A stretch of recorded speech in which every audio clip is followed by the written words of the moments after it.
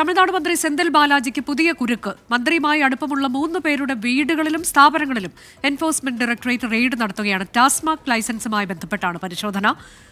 മുഹമ്മദ് റഹീസ് വിവരങ്ങളുമായി. മുഹമ്മദ് റഹീസ്, എന്ത് അടിസ്ഥാനത്തിലാണ് ഈ പരിശോധന? വിവരങ്ങൾ.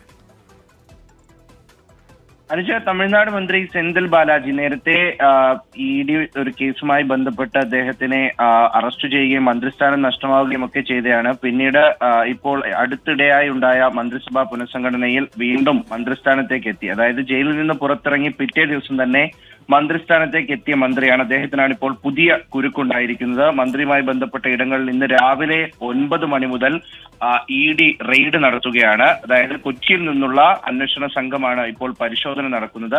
ടാസ്മാക് ലൈസൻസുമായി ബന്ധപ്പെട്ട കേസിൽ വഴിവിട്ട രീതിയിൽ ലൈസൻസ് നൽകി എന്നതുമായി ബന്ധപ്പെട്ട ഒരു കേസാണ് ഇപ്പോൾ നിലവിൽ അദ്ദേഹത്തിനെതിരെ ഉള്ളത്.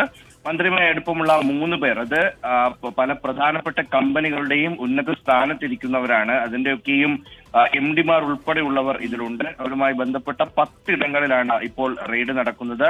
കൊച്ചിയിൽ നിന്നുള്ള അന്വേഷണ സംഘം രാവിലെ ഇവരുടെ വസതിയിലും ഒപ്പം തന്നെ സ്ഥാപനങ്ങളിലും ഒക്കെ എത്തിയിട്ടുണ്ട്.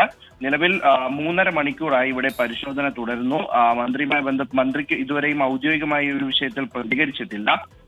ഓരോ ദിവസവും ഈ EDയുമായി ബന്ധപ്പെട്ടുള്ള കേസുകളിൽ ഇദ്ദേഹവുമായി ബന്ധപ്പെട്ട് ഓരോ പുതിയ ഡെവലപ്മെന്റും ഉണ്ടാകുന്നതിനിടയിലാണ് പുതിയൊരു കേസ് കൂടി സെന്തിൽ ബാലാജിക്ക് നേരെ ഇപ്പോൾ ഉണ്ടാകുന്നത്. ഇതിൽ പരിശോധന പുരോഗമിക്കുന്നു. അനുജ, ശരി. സെന്തിൽ ബാലാജിക്ക് പുതിയ കുരുക്കാകുമോ ഇത് എന്നുള്ളതാണ്. ഇപ്പോൾ ED പരിശോധന നടത്തുകയാണ്. മന്ത്രിയുമായിട്ട് ഇപ്പോൾ 3 പേരുടെ വീടുകളിലും സ്ഥാപനങ്ങളിലുമാണ് EDയുടെ റെയ്ഡ്.